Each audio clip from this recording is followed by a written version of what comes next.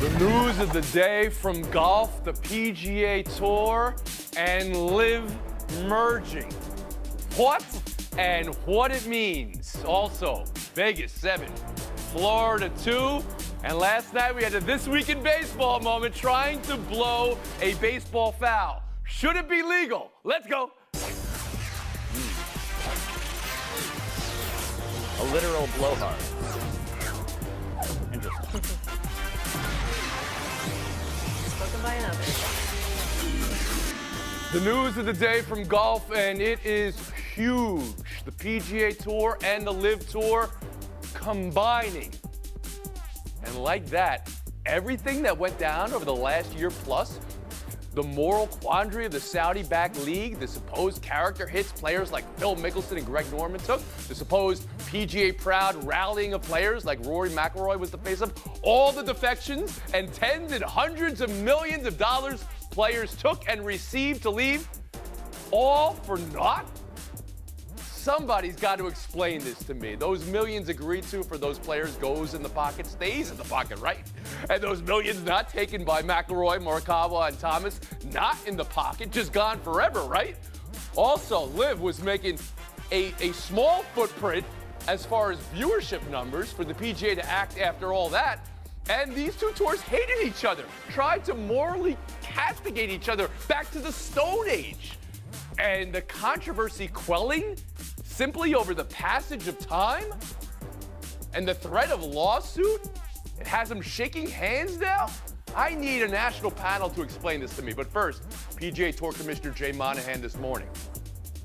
Essentially, the Saudis people will say, oh, they control golf around the world. I'm just curious as to what you think the response is going to be. We were going down our path, they were going down theirs. And today, that tension goes away. We're announcing to the world that on behalf of this game, we're coming together. And it's less about how people respond today, and it's all about how people respond in 10 years. Tim Kalishaw, what just happened? Don't we all want to say that when we screw up? It's not about what people think today. Wait 10 years and then react to what I just did. On top of that, I'm glad he thinks the tension is gone. I would like a camera there when he's meeting with Rory McIlroy and Justin Thomas and John Rahm and Spieth and the guys who turned down $100 million for the good of the PGA Tour or possibly to stay away from the Saudi blood money, and he thanked them for it. And now he's basically telling them, you were chumps because all these guys got the money, and I'm welcoming them all back with open arms. And Tony, you said a small footprint. The LIV barely had a footprint. Nobody even knows who was winning their tournaments, where they were playing with their shotgun starts and their no cuts. So this is a surprise to come at the time it did. I don't know if Brooks Koepka winning a major had an effect, but there's more questions to answer than we can even think about. Mina Kimes, your reaction?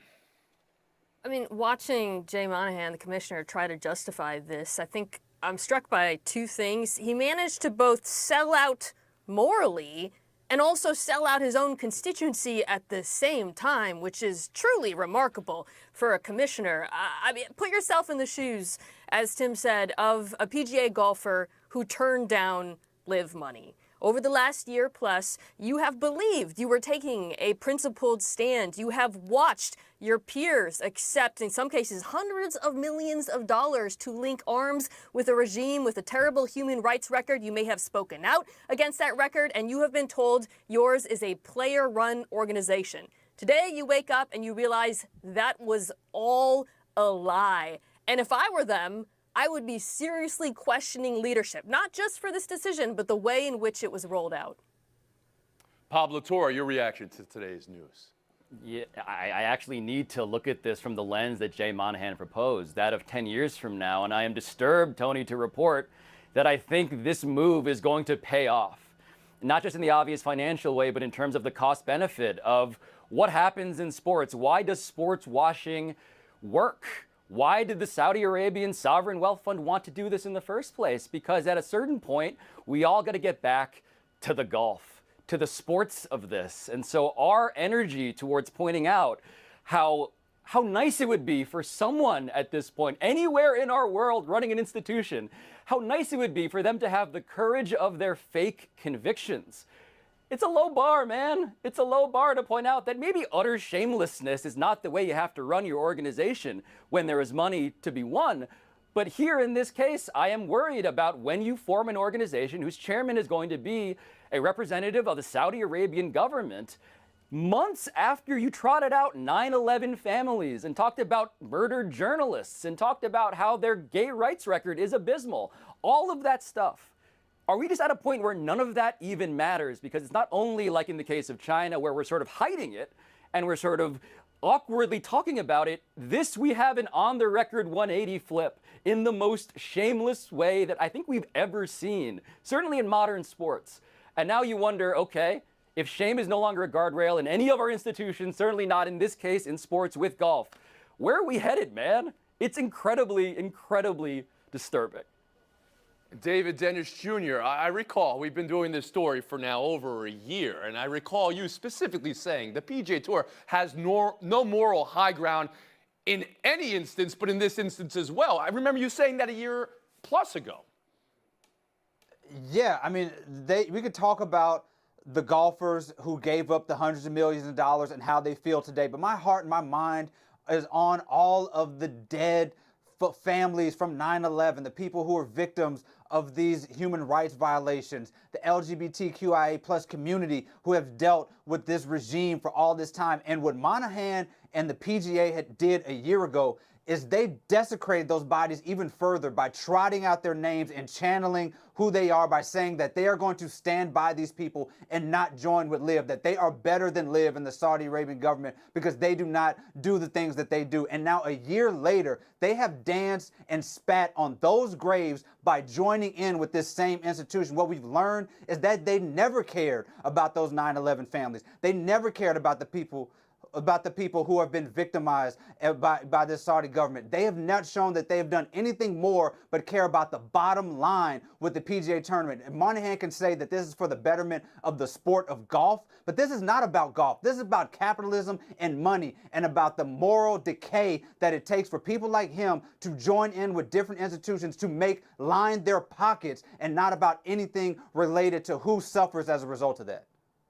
I want to follow up on something Mina Kimes said earlier, and it's, well, this is unparalleled. So I guess we have nothing we can turn back to, but it appears PGA players did not know. And we know this because they said today in various ways, we did not know, Morikawa finding out via Twitter. In addition to the defections, drawing sides, and money that you all addressed. But my question, Mina, back to you is, you wonder about the future of current leadership with this greater tour now because of how players might feel. How do you think players should feel? Betrayed, angry. I mean, as I mentioned, some of these players have turned down a great deal of money, right, to stay, some of the stars. Now they're being faced with yet another inflection point because, as Pablo said, this partnership probably will be incredibly profitable. So once again, they're being asked, do you want to buy into that? My hope is, at the very minimum, again, because of this rollout, because of the lies that were told, there is a challenge to leadership. I think that would be merited. Mm-hmm. Tim Kalishaw on how golfers feel, maybe how golf fans should feel, if we could just zoom out a little bit too. Okay, golf fans, I think, are going to have a little different reaction because there's been a lot of tournaments this year, the ones that aren't part of the 20 that guys basically have to play, that didn't have the greatest field in the world. And you're going to see better golfers, I'm talking about next year and beyond, when these players come back. And to an extent, that's mostly what fans care about. But the players have to feel betrayed, as Mina said. And that's an incredible cheap shot for Koepka to take there, a welfare check on Chambly. Brandel Chambly has been very outspoken in a very heartfelt way that he thinks it's really wrong morally what these golfers did. And here's Koepka with his $100 million laughing at Chambly, being the jerk that he is. And, you know, I guess we'll all welcome him back because he's a great golfer. But, you know, I think a lot of players, as you saw in the other tweets, PGA guys are going to have problems. Demonstrates how personal all this got. You saw Phil Mickelson, whose character was questioned in a way we haven't seen of a great player for something like this in many sports, right? So David Dennis Jr., you saw Phil Mickelson today say it's a beautiful day. Can golf fans feel it's a beautiful day if they look forward here? I don't see how anybody could think of this as a beautiful day right now. But to Pablo's point, eventually we'll get to this place where people just do not care. Like, how often have we used sports to just wipe away the worst things that we do as a society? So yeah, maybe 10 years we'll be really excited about the fact that there are all these golfers and there's this field, but you cannot forget what it took to get here. You cannot forget who's been harmed by this. Monahan a year ago said, have you ever asked a PGA player if they've been ashamed to be a part of PGA golf? The answer right now has to be yes. And the answer right now also for a fan who turns on to, the final round of a major on a Sunday, how do you feel watching this? And nobody can feel good about any of this right now. And Pablo Torre. Yeah, you think about Phil Mickelson, Tony. The thing that started off this news cycle was him being accidentally blunt and honest about all of this. He acknowledged the human rights abuses. He also said this is mostly about reforming the business and the game of golf. Phil got what he wanted. He's the one who played the long game, and that is a shame. It is a disgrace, and it is embarrassing. That'll be the last word here. Thanks for your thoughts. Take a break, buy or sell. And the other thing could slow down Vegas' offense. I'm going to have to ask it again after that onslaught. Marchessault, Martinez, Hua, Howden, Marchessault, Amadio, Howden. It's Vegas 12, Florida 4 through 6 periods. Florida built on resilience all year. No answers so far. Down 0-2. Tim, what was last night? Last night was the beginning of the end for Florida. They really needed, in the last round, Sergei Bobrovsky to win the series for them. He only allowed 6 goals in 4 games, but Vegas has gotten to him. Vegas has gotten to everybody. They beat up Ottinger in Dallas in the last round in the big games, and I think they're just too good. You can't take stupid penalties like Kachuk did early, and I think the series will be over in 5 games at the most. David Dennis Jr. Last night I saw a better team being better. The Knights are just the better squad, and we could talk about how Bobrovsky looked last night, but the Knights have played off 5 goalies, have made them, leave the game in the last 12 games. So they are doing this across the playoffs. But this Panthers team came back from 3-1 against the Bruins in the first round. I still believe, and it's got to be Kachuk, he's getting too many penalties. He's already 9th all-time in penalty minutes just through 2 games, and he's only got 1 goal. So if he can pull it together, Bobrovsky can pull it together, I'm not ruling this team out. They came back from 3-1 earlier this playoff. Pablo Torre. Yeah, it's just funny, Tony, to listen to Miami teams in these finals talk about how it's only a flesh wound, we're good. And really, there's like a Monty Python aspect to this. Like, you're missing a limb. Are you sure you're okay? And Kachuk keeps on saying this stuff in Miami fashion, but to me, that's the problem. Like, Bobrovsky, the guy, look, their backup got knocked out. He got 3 goals scored on 15 shots. Like, it's just about the Golden Knights here. It's not about swapping out the goalie. It's about the fact that you have a talent gap, and can you summon all of the cliches? They've done it before. Maybe they'll do it again. You've done it before as well, Pablo. So, yes, Mina Kimes. Vegas looked faster, they looked more physical, and most importantly, they looked deeper. In the first 2 games of the 18 skaters they've sent out, 15 have put up a point, and 9 have scored. That is a Stanley Cup record through the first 2 games. I'm not counting the Panthers out. They actually had time of possession in the second 2 periods. They just didn't capitalize on it, but Vegas is the better squad. NBA Finals. You got to wait one more day. An off day today before Game 3. It's a day to make adjustments, and specifically for Denver, the number 1 adjustment needed after the Game 2 loss. Mina, around the horn to you. Stop letting Miami take wide open threes. They had 30 of them, according to NBA.com, in the last game. To me, it starts with the defense or lack thereof. Tim Kalishaw. I really think the worries about the low assist total for Jokic are more about Michael Porter needing to hit shots and Caldwell Pope needing to hit shots. They missed too many open threes. They got to hit. David Dennis Jr.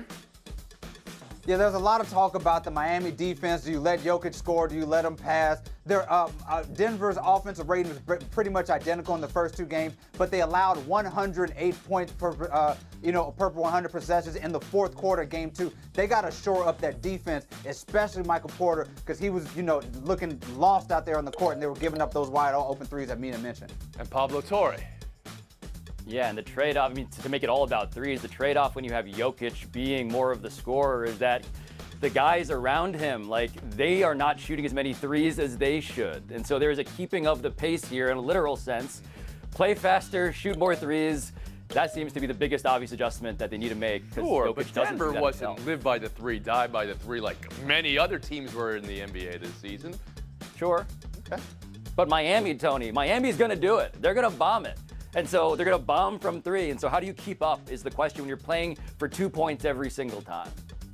Buy or sell three, another NFL investigation into another player gambling. Colts cornerback Isaiah Rodgers allegedly gambling on Colts games. That's now a half a dozen players looked into this offseason, with the league handing down 5 suspensions already. Pablo, how big of a problem does the NFL have on its hands, and how do you consider their disciplining for it?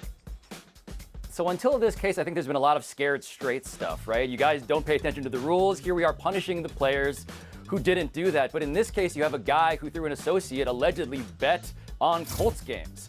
That, to me, gets to the real beating heart of why this is a problem. Are you going to use the information you have in a locker room to manipulate potentially the outcome of games and speak to competitive integrity? That's the nightmare. Maybe we're closer to it now. Mina Khans? I feel bad for Rodgers, his later round draft pick. He has taken responsibility for it, but I don't absolve him of this because it seems pretty obvious at this point. Don't gamble in your facility. I don't understand why there's confusion, frankly. Tim Kalishaw? It may be obvious, but once the league has gone to bed with DraftKings and Caesars and all the rest, it's a little hard to say. We want all the fans to bet throughout the game, live in betting, and players can't bet on an NBA, $50 on an NBA game, or they're going to risk a 6-game suspension. I think that's a little draconian. And David Dennis Jr.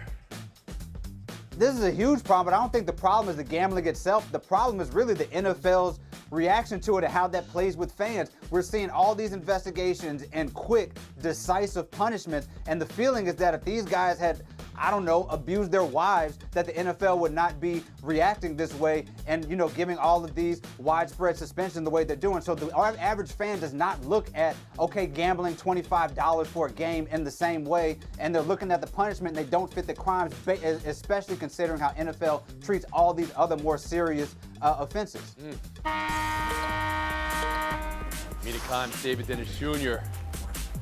Thanks for your thoughts today. I was going to say, just like Vegas, it was the 7 gets you a win, but at this point, David, with the Major League Baseball rule book, that's written, that says it is illegal. So, well, you remember this. This week in baseball, year 1981, Lenny Randle tried it, managed to get a foul, but actually, in that instance, the umpire made a judgment call, went off book, and ruled interference, and that was a base hit. Now, last night, Alek Manoah, for a new generation, tried blowing the bunt foul. It didn't work. Never got enough oomph in the blow. The ball stayed fair. It was a hit. So legal or illegal didn't matter last night. Tim, here's the debate. Should blowing a baseball foul be legal or illegal? I think it should be legal. I think as long as you're not touching it, it's fair, and especially if you're Manoah, who was 3rd in the Cy Young voting last year, an ERA over 6 this year. He needs everything at his disposal. He needs to be able to do whatever he wants. Well, there's another solution here. I want to be solutions-oriented. You should be able to terraform the infield dirt, Tony. Make a half pipe right before the ball gets to that point on the dirt, such that you then are creating another route for it to go foul. That should totally be legal as well. Why are you giving me negative points? Oh, that's another That's route a great for idea. you to go is the answer there. We'll move on. Showdown 2, Travis Kelce stepping up to the president's podium at KC's trip to the White House. He was intercepted by Patrick Mahomes just as he was getting out whatever, a campaign pitch maybe. I don't know. Pablo, grade the bit. I feel like when it's unclear if the guy is in on the bit, did Travis Kelce have something to say? Actually, it gets a little bit subpar to me. You got to sort of give a little taste, Travis, of what you were going to do before you get pulled off stage, right? Let the man speak. These ceremonies are a little dry. Kelce, I believe, turns 35 before the next election. He could have been announcing his candidacy right there, and Mahomes prevented it. It's unfortunate. I think the Secret Service was a little bit nervous there, by the way, when that started. Tim Kalishaw, today's winner. 30 seconds. I just spent 16 days out of the country, a marvelous time, and London and Paris. But I want to say this. I went to a football match in Fulham, Craven Cottage, if you will. Took the tube from Earl's Court, walked along the Thames. Beautiful setting. And you go to the game, and lo and behold, the fans there do something crazy. They watch the game. They don't get up and go to the concession